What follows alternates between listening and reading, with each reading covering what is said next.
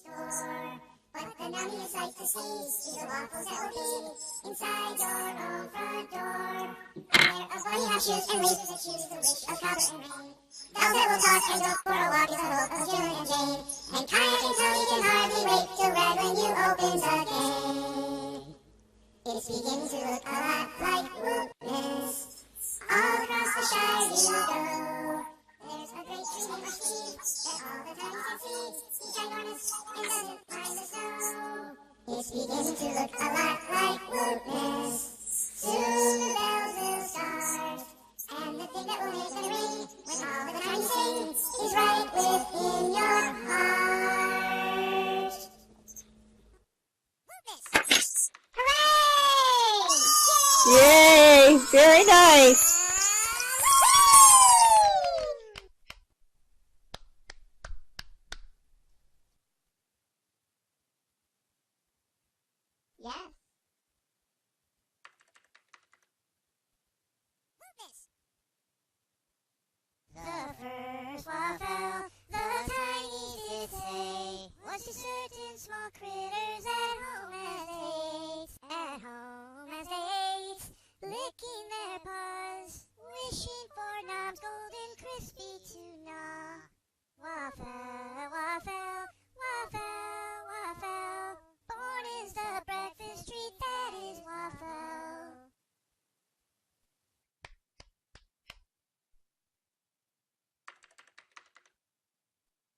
Sleigh bells ring, are you listening? In the Shire, snow is glistening. A beautiful sight, we're happy tonight. Walking in a waffle wonderland. Gone away is the bluebird. Here to stay is the new bird. He loves our chocolate with bacon on a stick. Walking in a waffle wonderland. In the Shire we can build a snowman. Pretend that he's a chef from out of town. He'll say, want some waffle? We'll say, yeah, man. Then we'll pour the syrup while we chow. Later on, we'll conspire as we river dance in the Shire. Tiny faces alight with all the presents in sight. Walking in a waffle wonderland. Ho, ho, ho! Merry Wootmas! Beautiful. Sing glory to the Waffle King. Peace on the grid and syrup piled. Otters and parrots reconcile. Joyful with all your fur so slick. Raise up your cookies on a stick. And with upward paws proclaim, we shall river dance again. Hark the tiny critters sing. Glory to the Waffle King. Ho, ho, ho! Merry Wootmas! Here we come, Waffling, please feed us breakfast food. Here we come, hungering, so help our starving mood. Knives and forks, come to me, and a warm buttered patty. And please serve us some syrup and chopped up pecans too. And please sprinkle some berries on them too. Here we come, a waffling, please feed us tasty treats. Here we come, a chittering, so give us something sweet. Thanks to all for the snacks, now we all can go chillax. And go about the things that we all all do. And happy holidays from all of us to you. I want to thank the Chinese, the carolers. They were wonderful. Now, what I'd like to do is get started with the evening's events. First of all, we're so happy that you're able to attend our celebration of our new book, which was really a collaborative effort by many of you that are here and many that could not attend, Teaching and Learning in Virtual Environments, Archives, Museums, and Libraries. The book was co-edited by myself and Lori Bell and Rhonda Truman, and they did yeoman's work, I'll tell you, getting this together. So it was wonderful to be able to work with them.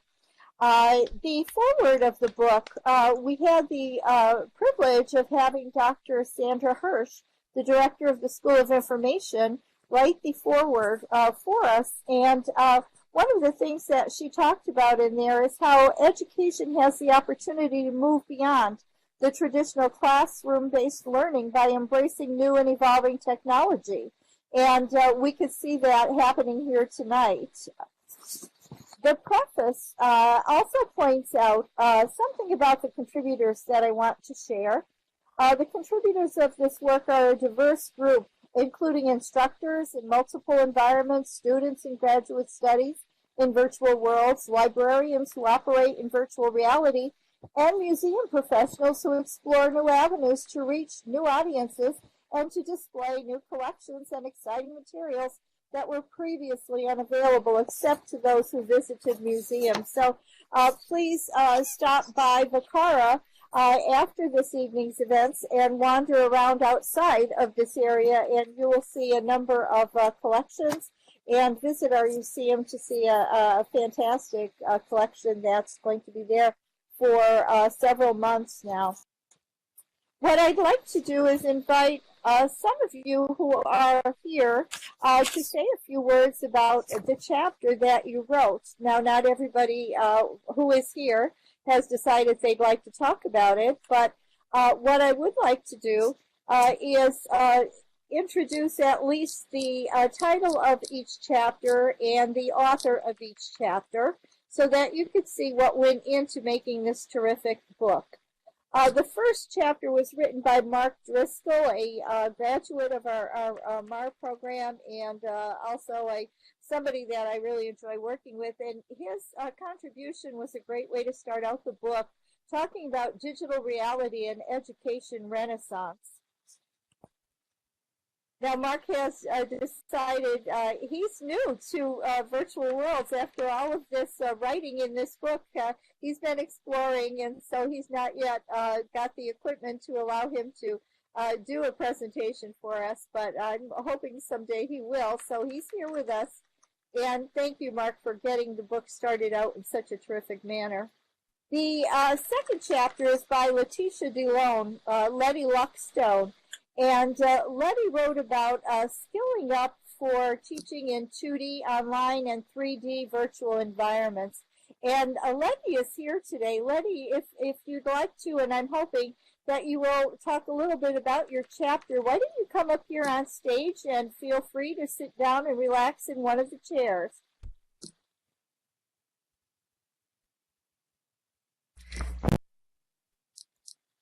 Or just stand there if you feel more comfortable, certainly, Letty. So welcome, and please share with us a little bit about your chapter.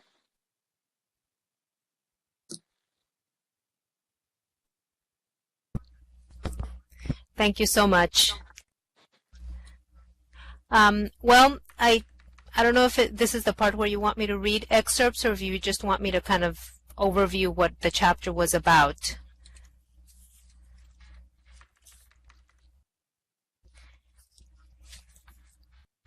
But essentially, my chapter was, I was looking at, because I'm a professor, so, you know, what I look at is research. And so this chapter was basically a collection of research studies that kind of give a picture as to the kinds of dispositions that teachers and students have when they go into these environments, because I have found that there is actually a marked difference between those that do traditional, face-to-face classroom teaching, in an actual classroom where, people, see each other, versus doing like this environment, virtual environment. So I found that there were some dispositions, some kind of criteria that people who do this type of teaching actually are different in some way. And so that's basically what the chapter was about. And it's basically a collection of, studies that show the difference between an online environment, and I distinguish that between the virtual environment by calling them 2D, which is your flat internet web-based interaction, and then you have the 3D virtual environment, which is the ones that involve worlds like Second Life, that Open Simulator, any other number of immersive experiences where you actually get an avatar that interacts with the environment. So that's essentially how the book is kind of divided into those two main sections, and then how it is that each of them may potentially kind of look at teachers differently and look at students differently also. Wonderful. Now, can you do some readings for us? Did you pick out a few selections? Yeah, I have a couple. I think I wanted to do the introduction and then just kind of a couple of sections in the middle, not too many, just to get you a sense of that.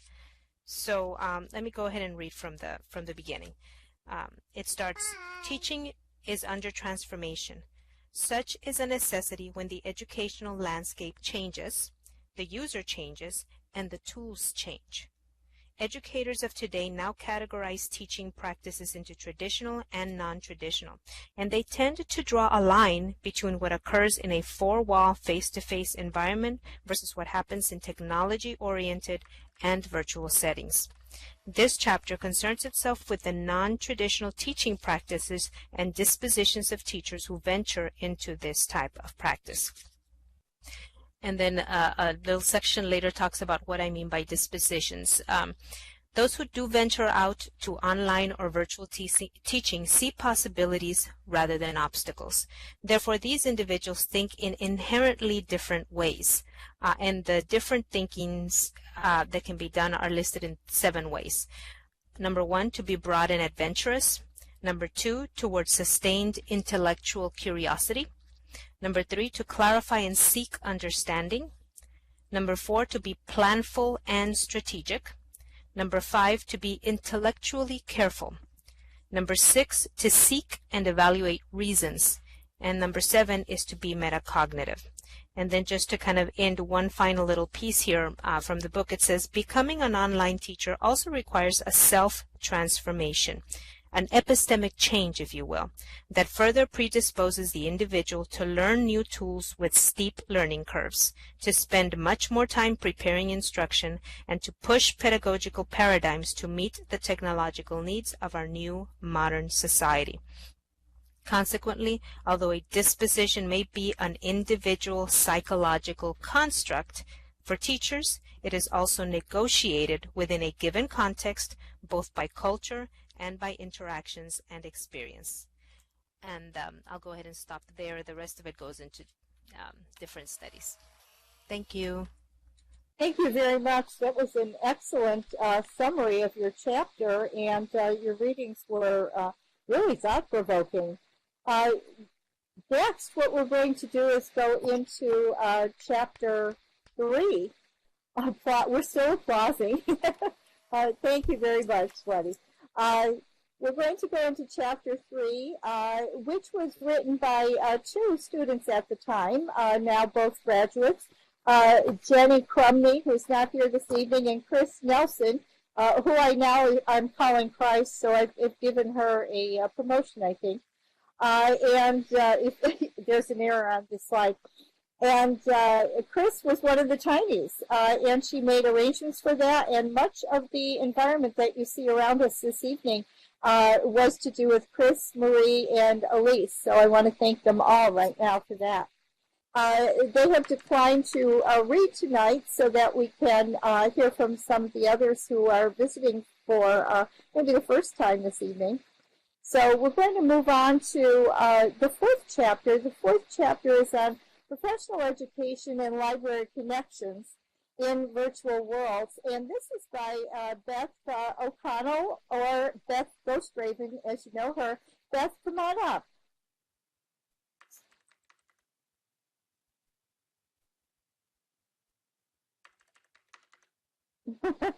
We're having difficulty getting up here, Beth, huh?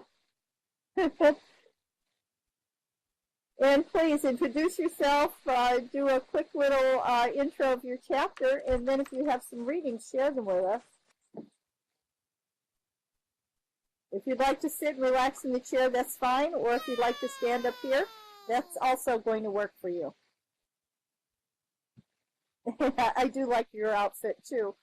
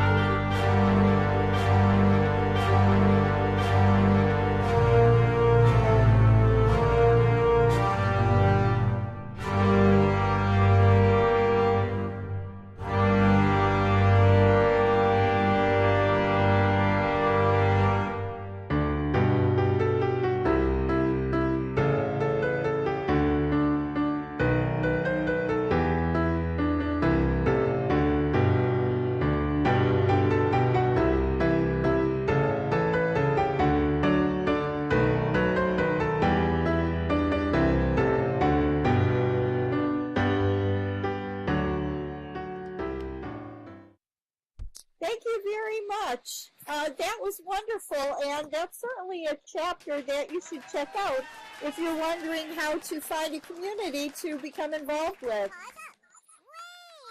Very nice. Yep. Now, Chapter 5 is all about virtually abroad in Second Life, the use of immersive technologies for intercultural competence. That's something that our school is very involved in, taking a look at experiences that provide global aspects to the students' educational experience. So Dr. Hirsch and a student who had been working with her at the time, Heidi Jackal, who's now a graduate, wrote Chapter 5. Unfortunately, neither of them were able to be here, but that's an exciting chapter for us as well. But I'm going to move on to Chapter 6. This one was quite a privilege for me to work with Lori Bell on some of the work that she did in courses here. Immersive Education in Second Life, a case study was her chapter. And Lori, I thought, would be here. Is she in the audience?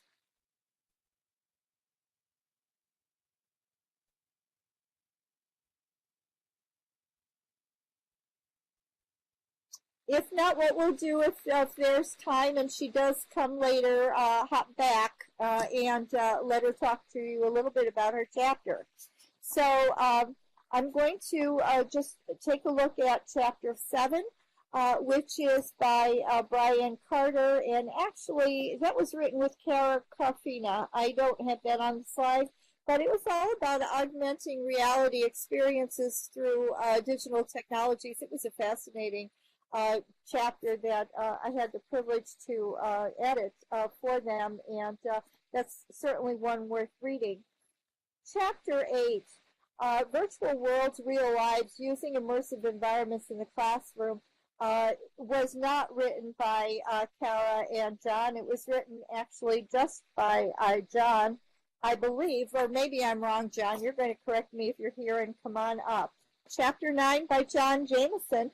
He talked about learning in 3 dimensions, going from pretty, which is maybe what we have here on the stage right now as you're sitting there looking at it, to participation, where people really become very involved in the environment. And Chapter 9, John could not be with us, so I'm going to move along now to Chapter 10. We know Marie is right here up front, and she's got a love for science and talks about the story of science during the scientific revolution, how you can design an educational experience in a virtual world. So Marie, come on up. Good evening. My name is Am Van Lappies in Second Life and Marie Vance in real life. This particular chapter was part of an assignment that I did while I was a student at San Jose State University iSchool. And in fact, I just graduated this past spring. And the assignment that I had was called The Story of Science During the Scientific Revolution. And what this was a requirement for that class that we come up with some kind of event or exhibit that showed our learning in the area of creating educational materials as part of a library science degree. So what I'm going to do is I'm going to read the abstract and then tell you a little bit about what's in this particular chapter, and we'll go from there. So understanding how to create an interactive, immersive educational experience in virtual worlds is important for those wishing to utilize these types of platforms in the future. Tackling a subject as large as science in a particular historical time frame requires understanding not only of the subject matter and instructional design, but also of the technological platform on which the instruction will occur. So in this chapter, the process of creating an educational experience in Second Life unfolds using my student exhibit, The Story of Science During the Scientific Revolution. This is an example of how such an experience could be designed and implemented. So what I do in this chapter is I talk about things like I talk about the process that I used in order to create this particular exhibit. And if you're interested in seeing the exhibit itself, it's on there's a machinima on the Vakara YouTube channel as well as on my own YouTube channel that documents the exhibit. But anyway, so I basically talk about the process, how I went ahead and designed it, and I show some schematics on the use of the space that I would use and where I would put things. I talked about the skills that are necessary when designing an educational exhibit in 3D worlds, and those include things like 3D modeling and software development. And then another really important aspect is having some basic domain knowledge, because it's really hard to determine what you're going to be teaching if you don't know what the domain that you're teaching in. So this requires a lot of time management, and being able to put together interesting information for people to look at. And then I talk about synthesis, is how I put all of this stuff together. And in the chapter, I have a lot of pictures of the exhibit as it appeared. And these included things like when things were changing during the scientific revolution, how they went from believing in monsters to more scientific approaches. I talk about who I call the philosophers. These are the people like Newton and Galileo that started the whole scientific revolution on its trajectory. And then I talk about the experimentalists, who were the ones who actually did all the experiments and showed us how the world really works. I tried to highlight some women's contributions, because I feel that women are a lot of times are left behind when it comes to talking about science. And then I talk about what I learned during putting this whole thing together. And probably the biggest thing I learned in this situation was that I needed more time. I spent the better part of 2.5 months doing research and trying to get everything put together. And in the end, I had to resort to a lot of Wikipedia, which I wasn't happy about. Anyway, that is my chapter, and it was great talking to you. Thanks. Talking to you.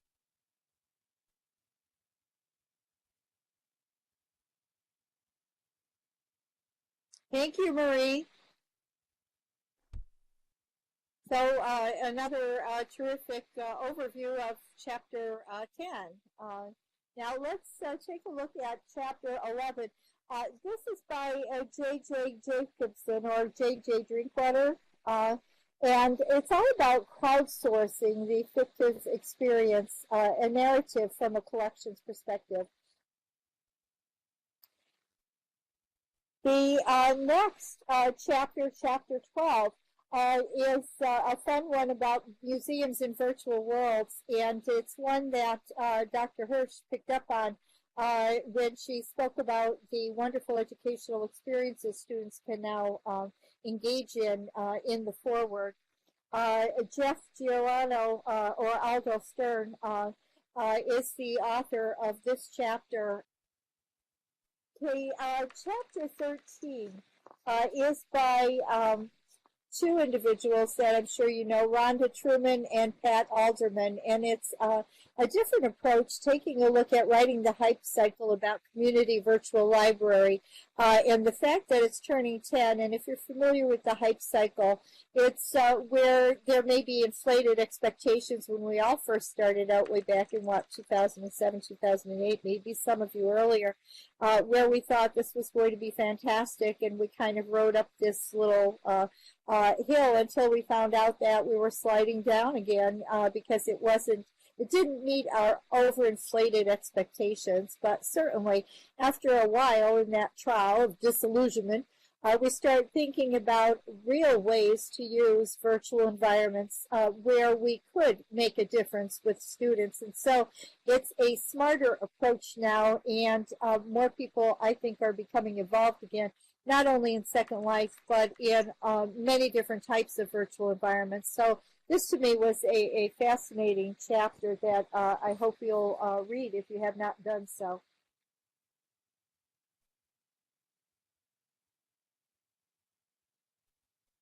Now, the next chapter is on MOOCs and virtual environments and librarians. There's a lot of interest in MOOCs, and Valerie has been wonderful about sharing her experiences with us in the iSchool about MOOCs. She wrote with Irene Frank and Joe Floyd this chapter that is another one that I highly recommend. Val's going to read to us tonight, but not from this chapter. She was really productive and also wrote a chapter on her own, which we'll get to in a minute. I started a chapter like this in another book that came out several years ago, and it was the first phase of VCARA from like 2009 to 2012. In this book, I picked up where we left off with a very different approach. In the beginning, we had started with a student dedicated to do the work. After 2012, things changed and we started going to a team environment, which I'll tell you is a lot more fun for me, because whatever you see here is the result of the students who are part of the team and not my vision. So it's fun, so much more fun. And so you can read about our second chapter in there, and someday we'll have a third chapter as well. I chose not to read from my chapter tonight. Then I wanted to mention Mary Carol Lindblom, and her chapter is on community and education in virtual environment. A lot of lessons learned there that will, I'm sure, help any of you who are interested in becoming involved or who are already involved. And okay. And then what we're going to do is get on to the chapter that I mentioned by Val. This is the future of librarians in the digital age. And librarians were so early to this environment and really stuck through all of the ups and downs with that hype cycle. And I would like to let her explain what she believes is the future of librarians in the digital age. So Val, go ahead. Okay, great. Can everybody hear me okay? This is Val. Yes. Wonderful. Yes, my final chapter in the book, The Future of Libraries in the Digital Age. I'll just give a brief summary and then maybe read just a little portion of it. I kind of talk about the background of change in libraries and how libraries have changed so rapidly within our lifetimes. Some of us who are a little bit older remember card catalogs and a library where most resources were in print format. I remember as a little child walking through the stacks and pulling out books and, the smell of books and just the whole idea of a physical library. And that quickly in the last decade has changed to where print is no longer the king of the hierarchy. And most college students state that if it's not online, it doesn't exist. They look for all of their academic journal articles must be online, or they're certainly not going to travel a long distance to go and find them on a shelf. So libraries have definitely changed in a really brief period of time.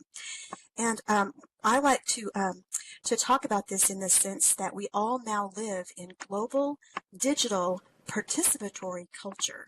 And that means we no longer live in little tiny neighborhoods with our local libraries, but we can reach out to each other across the world. And that requires new information literacy skills. ACRL is currently using that term meta-literacy to talk about the literacy skills that are needed now in this new global digital participatory culture. Yet most information professionals still prefer information literacy as the overarching term for the needs that users of information have. It used to be when you thought of literacy, it was reading and writing. Well, then that expanded to viewing and listening, and now it's expanded even more to where we are prosumers, creating and curating our own content. So this has all changed the way libraries work, certainly. And as Pat mentioned, over a decade ago, early adopters of virtual worlds like Rhonda Trimman and Lori Bell and several others began exploring virtual worlds for librarianship and began exploring them for teaching, as well as many of you have talked about this evening, museums. museums, libraries, archives, education, all of these great platforms for virtual worlds. I talk a little bit in my chapter about teaching in virtual worlds and about constructivist learning because in our new connected society where there's so much digital content, we are able to construct our own learning and find communities, as Beth's chapter talks about, being able to find these great communities for learning. I talk briefly about the sense of presence that we feel in virtual worlds. Most of us have experienced some online education. Teaching online and learning online can be great because you're at 4 o'clock in the morning, you can be in your pajamas and you can still be in the classroom. That's wonderful. But most of those online learning platforms like Blackboard or Canvas, they're still flat, 2D, mostly textual, and most of the interaction with each other is not synchronous and there's no sense of presence. There's that delay of, oh, I'll catch up with the thread later and I'll contribute. But it's not that shared sense of presence that we have here in a virtual world. I speak briefly about learning styles in virtual worlds. Just like in a physical classroom when I taught younger students, some people learn best with music playing. Some learn best if they have a little something to eat, a snack beside them. Some work really well in an informal setting where they can sit on the floor and not have to sit at a hard desk, where others really need quiet. And the same goes in virtual environments. We all have unique learning styles and skills and talents.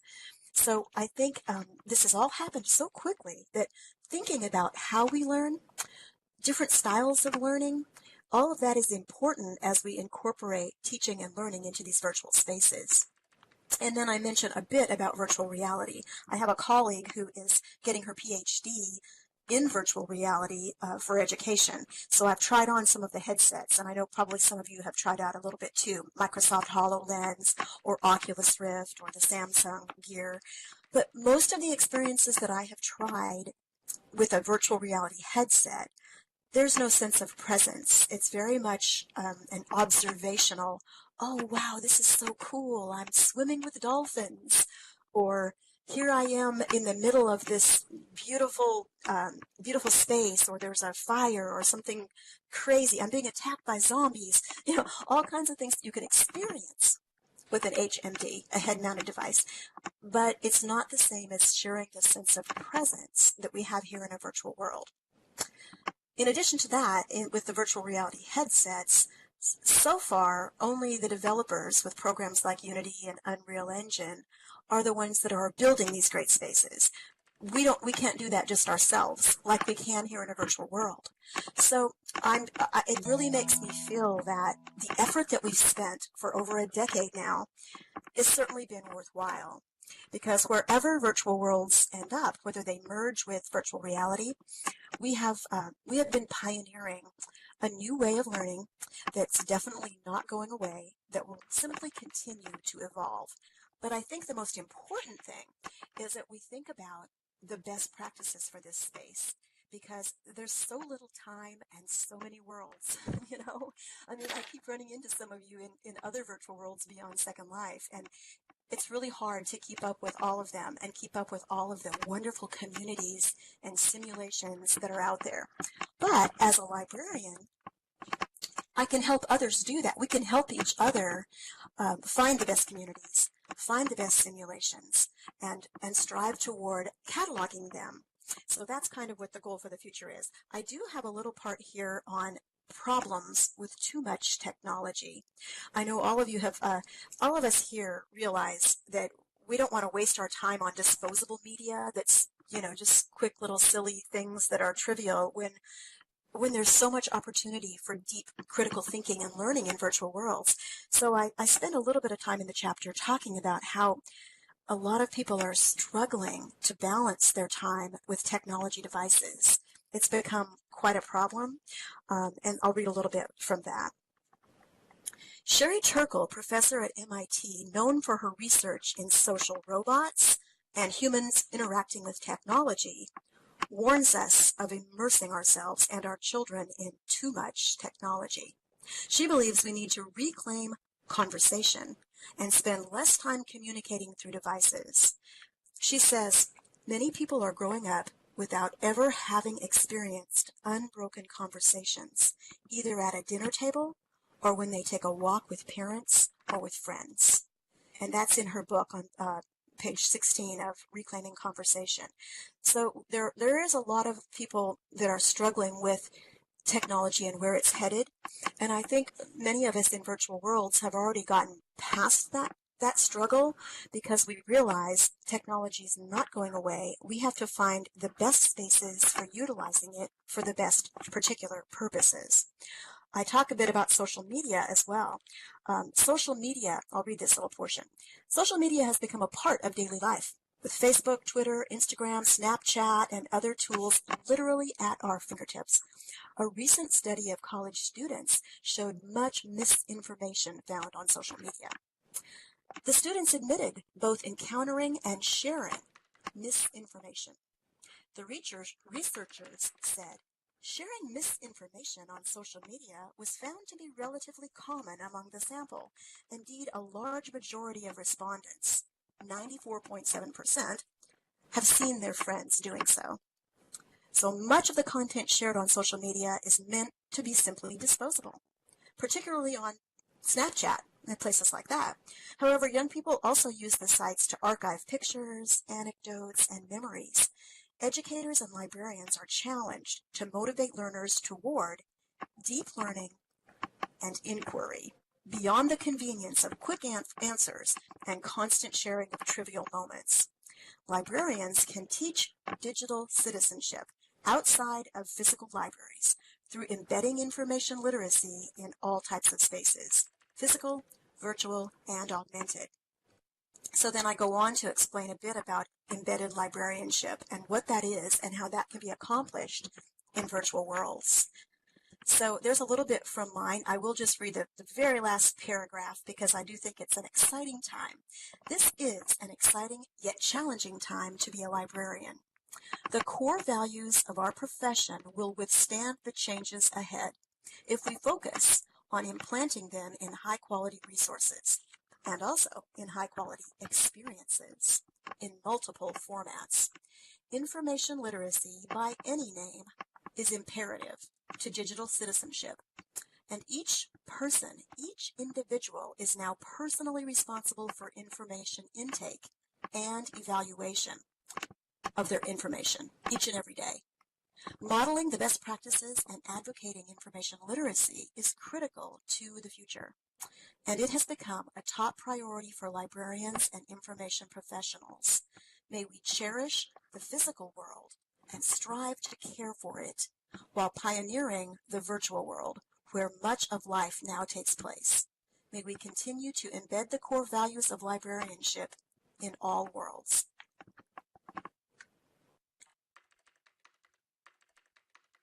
Thank you very much, Val. That was beautiful. And you're right. The core values of librarians will not change.